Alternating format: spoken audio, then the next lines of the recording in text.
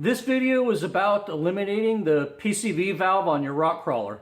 Remember, we're talking about rock crawlers here, not daily drivers or race cars or, drag cars or anything like that. I won't get into the specifics of how a PCV system works. If you're looking to delete it, you already know what it does. And if you don't, there's lots of resources online, YouTube videos explaining what a PCV system is. Lots of explanations, internet forums, but in general though, I'll say this, disclaimer first of all, PCV systems are good for your motor. That's right, I said it. They're good for your motor. They lower crankcase pressures and recycle combustible gases, which is good for your motor and, good for the environment maybe, I don't know.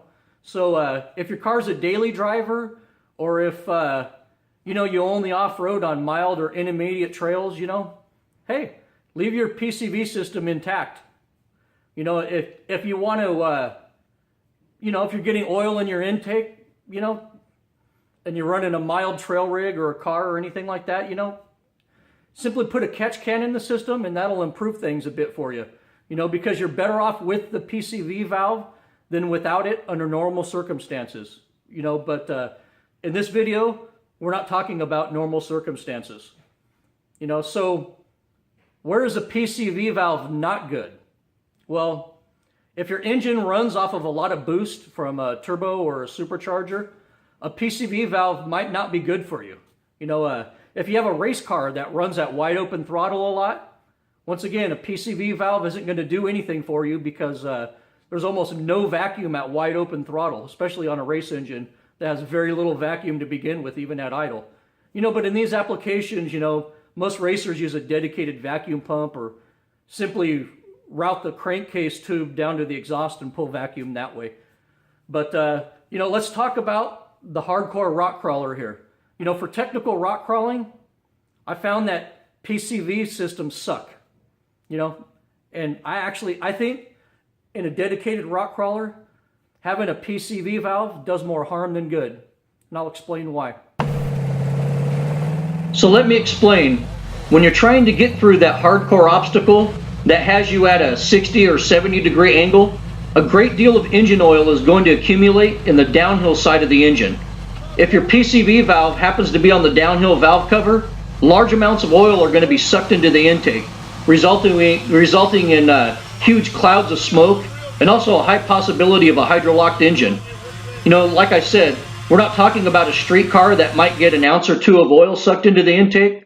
We're talking about a rock crawler that might get quarts of oil sucked into the intake on the trail, and that's not good. So the best solution for a rock crawler is to totally eliminate the PCV valve and any connections between the crankcase and the intake. Basically, a PCV system does more harm than good for a rock crawler. I've seen many engines get totally destroyed on the trail from large amounts of oil getting sucked into the intake while the vehicle's at extreme angles.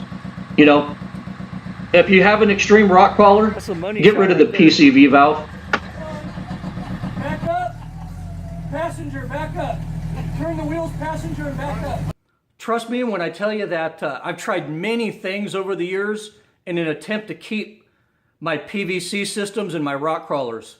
I've tried several different styles of catch cans, the long ones with the tubes in the tubes, and several different methods of creative hose routing, and catch can use in an effort to keep my PCV system. But, in the end, large amounts of oil always ended up getting sucked into the intake manifold at extreme angles.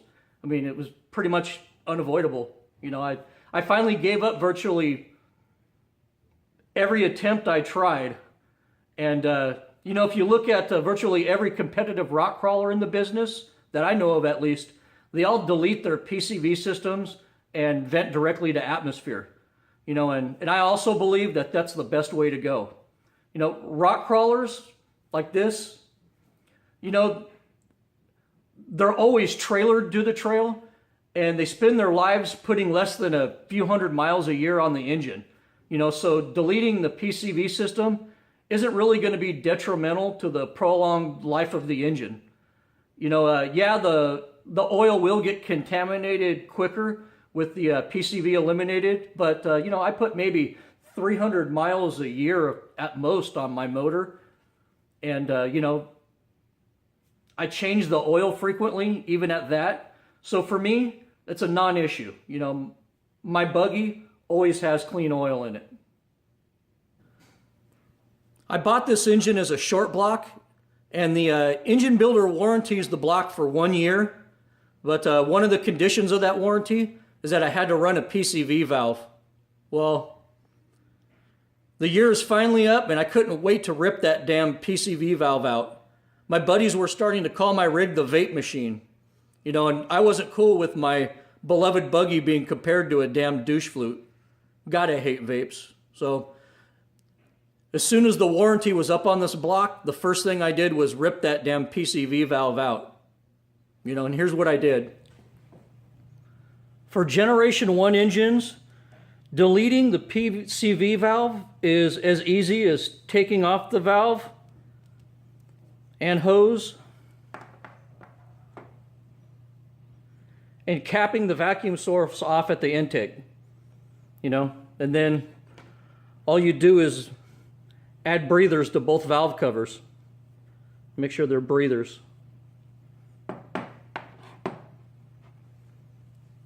You know, for newer engines though, you might need to do a little bit of tuning to compensate for the loss of a PCV valve.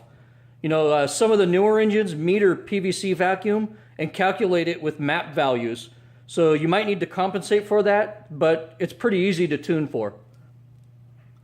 So once the PCV valve is deleted,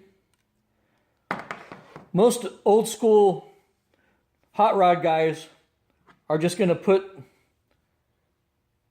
these vented breathers, they're just going to stick them in the valve covers.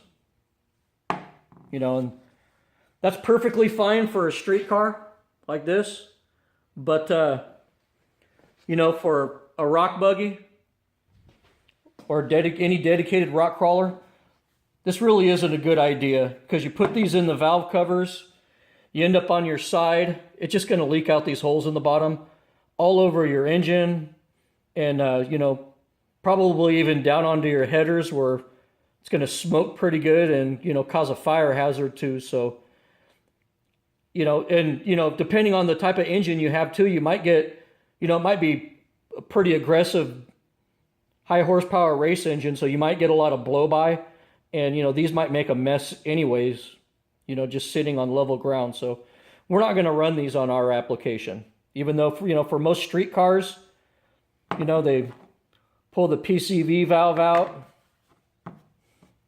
cap off the vacuum source at the intake, and slap a couple of these puppies in the valve covers. But stay away from that if you're a rock crawler.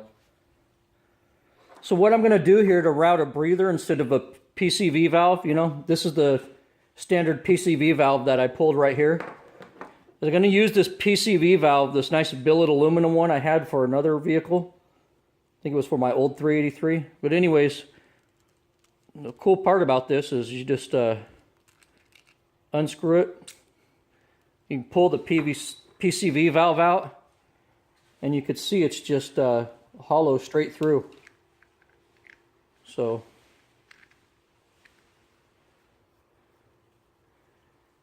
this will basically just act as a 90 degree for my breather setup. You can see it's hollow all the way through now.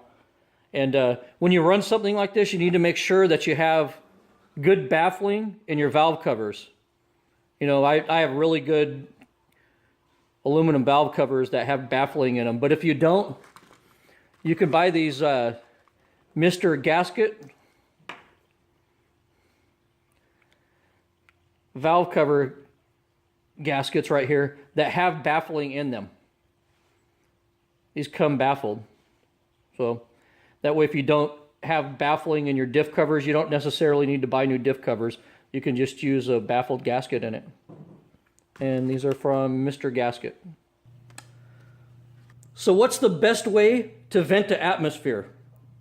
You know, I've talked to dozens of other rock crawlers, and most like the 3 sides and down hose routing technique.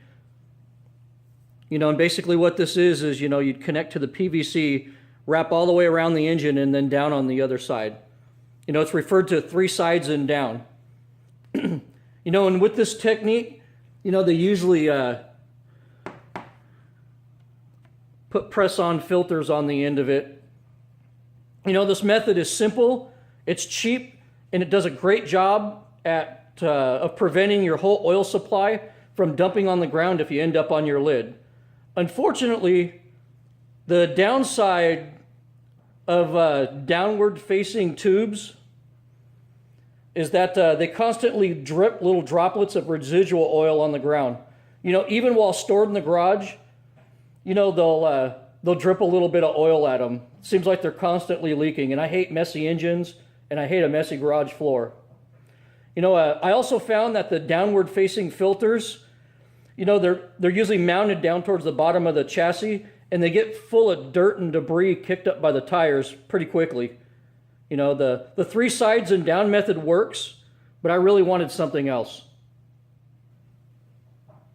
So finally, this is the system that I ended up with. There are no PCV valves in this system. Both valve covers are vented directly to atmosphere. I rounded my breather lines, you can see right here, all the way around the engine to the opposite side into a vented catch can. You know, this prevents oil from freely running out of the hose when I'm on my side. You know, some of the oil will get trapped in the hose, but when I right myself, you know, it's going to go down in this catch can, and I can remove it later, you know. Like I said, you know, some oil is going to get trapped in the lines when the vehicle being at extreme angles all day, you know. But these vented catch cans at the end should keep it from going all over the ground. You know, the only drawback is if I were to land upside down in a roll, you know, I might get some leakage out of these filters on the top. But, you know, at least I won't be draining into my intake. You know, and if it does leak during a roll, these cans are well clear of my hot engine and headers. So, you know, they're going to leak up or down. They're going to avoid a hot engine. So far, I'm pretty damn happy with the system. It's working really good.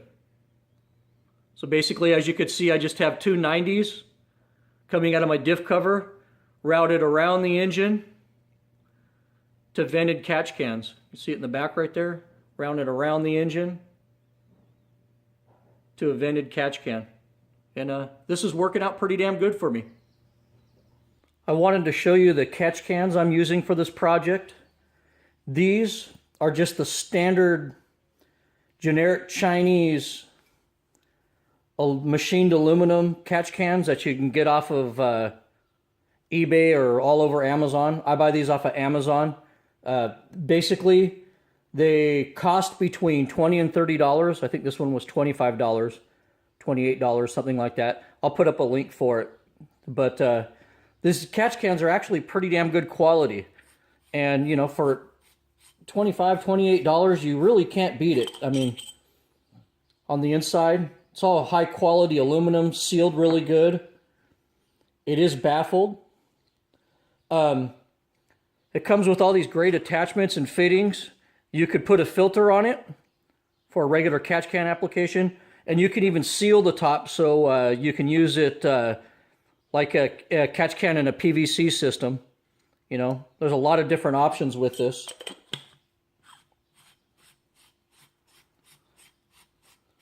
Comes with a removable aluminum mounting bracket. I don't really like this, so I'm going to unscrew this and use something else.